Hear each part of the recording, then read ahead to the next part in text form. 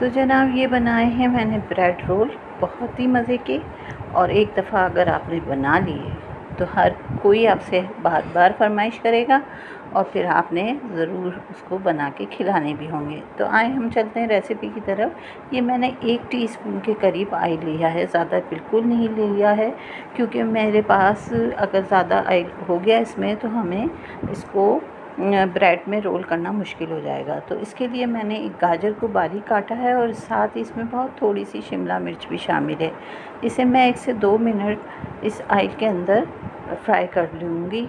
और इसके बाद जब ये 2 मिनट हो जाएंगे तो मेरे पास चिकन बचा हुआ था, तो उसका मैंने रेशा किया अच्छी तरह से साफ़ करके, और उसमें 2 से 3 हरी मिर्चें, जो इसमें ग्रीन और रेड दोनों मिर्चें थी, वो मैंने इसमें शामिल कर दी।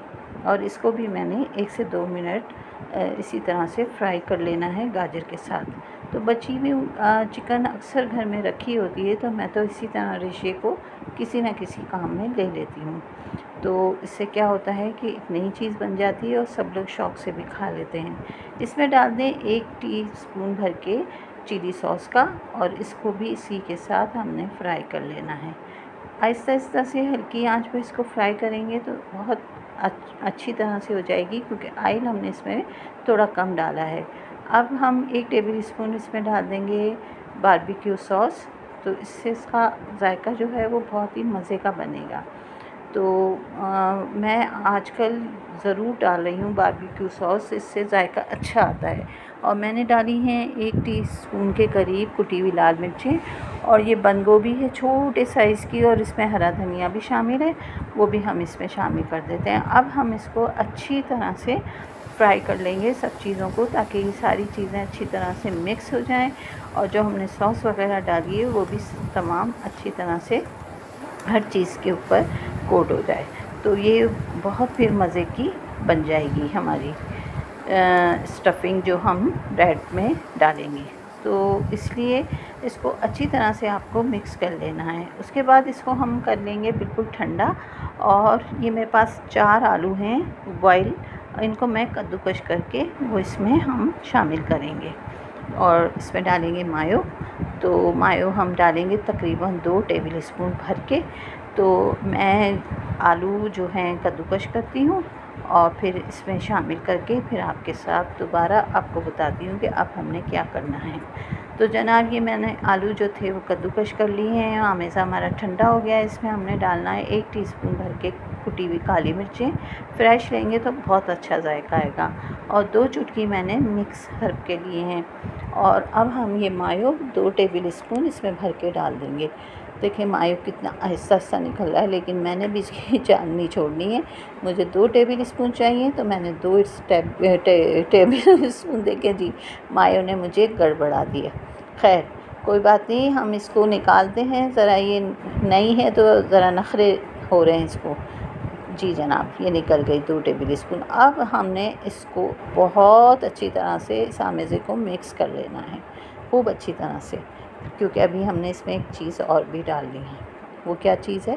ये मेरे पास है फजीता का मसाला, जो मैक्रोनी में इस्तेमाल होता है। वो हमने 1 टीस्पून इसके अंदर आखिर में शामिल कर देना है, और इसको भी अच्छी तरह से हमने मिक्स करके एक साइड पे रख दें। और अब आ जाएं हम ब्रेड की तरफ। तो ये ब्रेड है, इसके स्लाइस को आपने लेना है, बेलन से इसको थोड़ा सा हल्का हल्का सा प्रेस कर दें, ताकि ये थोड़ा सा पतला सा हो जाए। तो ये है कि हम जब इसमें आमेज़े को डालेंगे ना, तो वो अच्छी तरह से ये रोल हो जाएगा। तो ये जो है किनारे इसको निकाल लें, ये भी हमने काम में लेने हैं। और ये देखें ये कुरकुरे का एक पैकेट है, आप कोई भी ले लें, रेड वाला या ग्रीन वाला। और हम इसके जो हम किनारे निकाल रहे हैं उसके साथ मिक्स करके इसके ब्रेड क्रम्स बनाएंगे, तो उससे बहुत मज़े का जायका आएगा। अब ये आमेज़ा आप थोड़ा थोड़ा उठाएं और इसको जनाब डबल रोटी में इस तरह से रोल कर लें। हल्का सा पानी लगा लीजिएगा ताकि ये चिपक जाए इस तरह से, और बस इसको रोल करेंगे। इधर एक साइड पे मैंने मैदा जो था वो थोड़ा सा पानी में हल करके रखा हुआ है, और ये है आइसक्रीम की स्टिक्स। इसको आप इसके अंदर डाल दीजिए, अच्छी तरह से इसको दबा दीजिए और ये जो मैदा मैंने पानी में घोला था, इसका महलूल सा बनाया है, इसके अंदर इसको डिप करें चारों तरफ से। और ये हमारे ब्रेड क्रम्स, इसमें कुरकुरे और डबल रोटी के किनारे थे, जिनको मैंने मिक्स करके पीस के इसके बड़े मज़े के ये ब्रेड क्रम्स बनाए हैं जायके वाले। अब आप इनको इस तरह सारे रोल बना के एक साइड कर दें, ताकि आपका ये काम ख़त्म हो जाए तो फिर आप फ्राइंग का काम शुरू कर सकें। ये इस तरह से जब सारे बन जाए तो अभी आप इसको फ्रीज़ भी कर सकते हैं और चाहें तो फ्राई भी कर सकते हैं, ये आपकी अपनी मर्ज़ी है। अगर आपके पास वक्त नहीं है तो फ्रीज़ कर दीजिए, ये उसके बाद भी बहुत अच्छे बन जाएंगे। अब यहाँ हमने ऑयल ले लिया है, बहुत ज़्यादा हमने डीप फ्राई नहीं करना है, शैलो फ्राई करना है। तो जनाब हम अब एक ये रोल उठाएंगे तो और इनको फ्राई करना शुरू करेंगे। आँच को बिल्कुल तेज़ नहीं करिएगा, लेकिन क्योंकि ये ऊपर से फिर जल जाएंगे और इनका खाने का कोई मज़ा नहीं आएगा।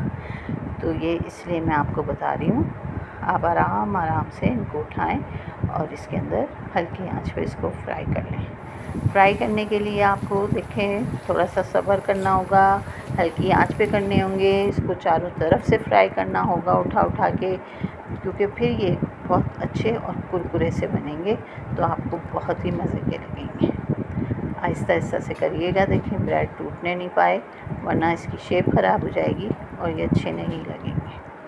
अभी मैं आपको जब ये मुकम्मल सीखते हैं तो फिर बताती हूँ कि ये कितने अच्छे हो गए हैं। ये इस तरह से आप इन्हें उठाएं और इसको आराम आराम से इस तरह से खड़ा करके इसके चारों तरफ से आप इसको सेक लें, ताकि इसका कुरकुरपन जो होगा ना, मज़ेदार सा हो।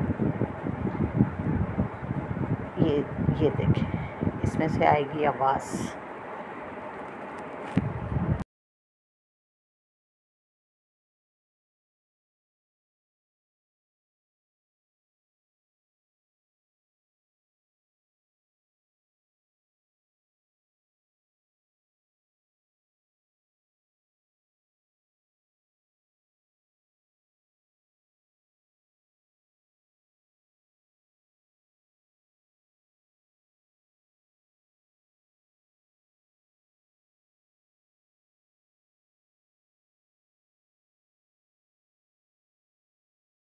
ये है ऊपर से कुरकुरे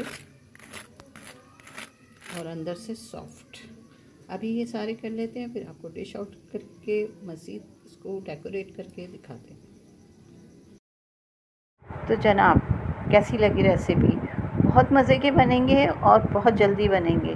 सिर्फ बताने में थोड़ी देर लगती है, लेकिन बनाने में बहुत जल्दी और बहुत मज़ेदार। तो ज़रूर बनाइएगा और मुझे बताइएगा, और प्लीज़ प्लीज़ लाइक शेयर ज़रूर कीजिएगा, ज़रूर लाइक कीजिएगा, आपकी बहुत मेहरबानी होगी।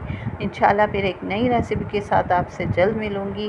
जब तक के लिए इजाज़त, दुआओं में रखिएगा याद। इंशाल्लाह फिर जल्द मिलते हैं। अल्लाह हाफ़िज़।